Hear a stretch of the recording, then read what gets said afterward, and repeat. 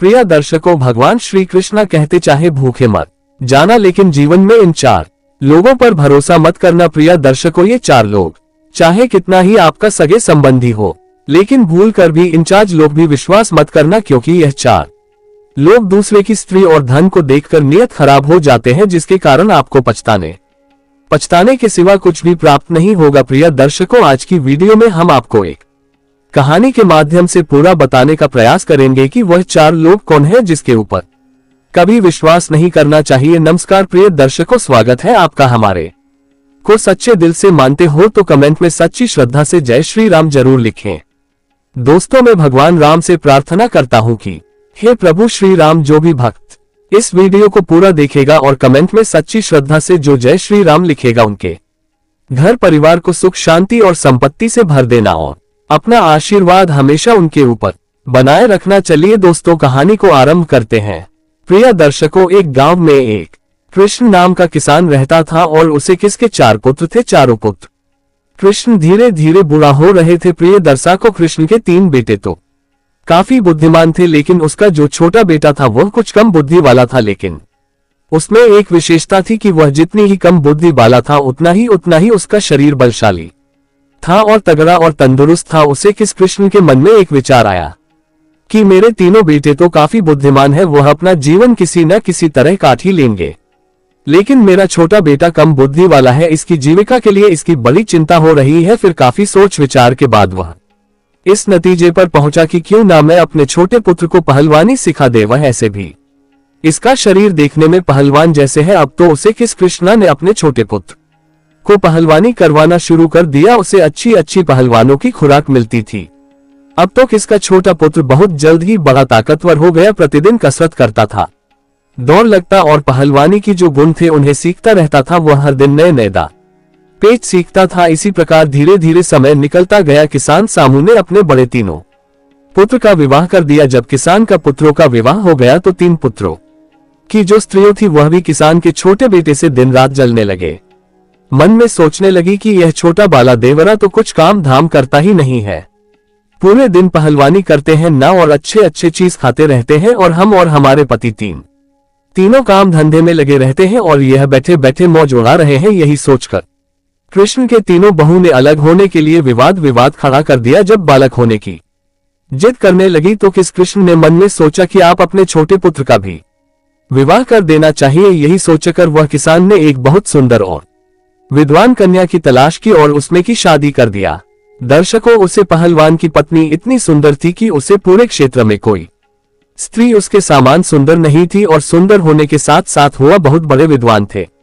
उसे 14 विद्यार्थी का ज्ञान था। अब विवाह होने के बाद चारों पुत्र को किसने अलग अलग कर दिया ताकि घर में किसी बात का विवाद न हो। जब चारों बेटे अलग अलग हो गए तो किस कृष्ण के तीनों बड़े बेटे काफी बुद्धिमान थे, इसीलिए वह तीनों अच्छी तरह से कमाने खाने लगे। वह हर काम जानता था, खेती में भी काम करना जानते थे, इसीलिए उनका समय बहुत अच्छे से चल रहा था। परंतु जो पहलवान था उसका तो वही काम था अच्छा खाना और प्रतिदिन पहलवानी करना। आप तो बहुत जल्द ही उसके ऊपर कंगाली आने लगी उसकी।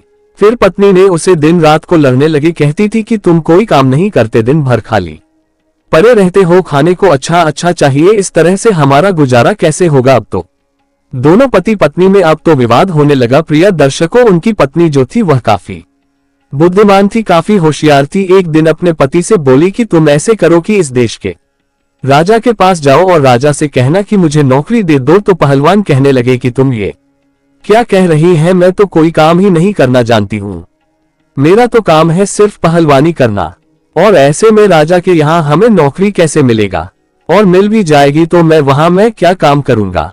वो पत्नी कहने लगी कि तुम इस बात की चिंता मत करो कि मैं कुछ नहीं जानता हूँ, जो मैं कहते हैं वह करिए।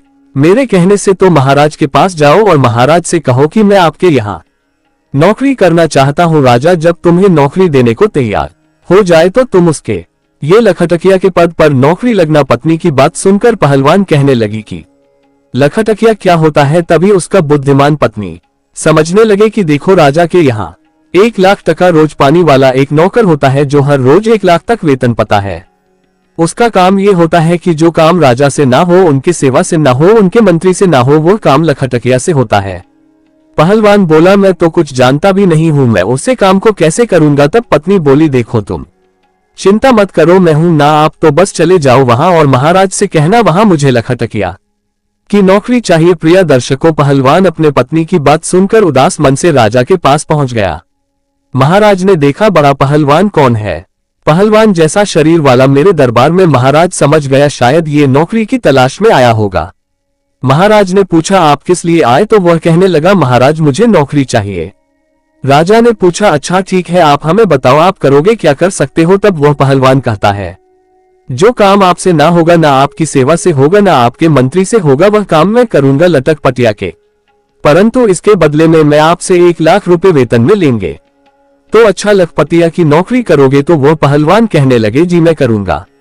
राजा ने अपने मंत्री से विचार परामर्श किया और कहा कि देखो, तो हमसे भी पहले किसी राजा ने लाखटिया को नौकरी पर रखा है या नहीं। अब तो राजा के मंत्री ने जब पहले दस्तावेज में देखा तो उन्हें पता चला कि महाराज के पिता ने एक लखटकिया को रखा था।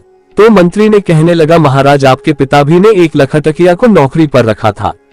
अपने मंत्री के बात सुनकर राजा ने कहा, तो ठीक है, हम भी अपने यहाँ लखटकिया को रख लेते हैं। यही सोचकर राजा ने उसे पहलवान को, जब उनको नौकरी लग गया तो वह अपने घर गया। सभी खेत में काम करता था और वह राजा के यहाँ नौकरी करता था। घर आया तो सभी खुश थे, लेकिन उनका भाई का पत्नी उनसे खुश नहीं था। इसीलिए श्री कृष्ण कहते हैं, कोई यहाँ किसी का नहीं होता है, मनुष्य अकेले ही आता है और अकेले ही जाता है। मेरे तरह भगवान राम जी के सच्चे भक्त हैं तो कमेंट बॉक्स में सच्ची श्रद्धा से जय श्री राम अवश्य लिखें। धन्यवाद।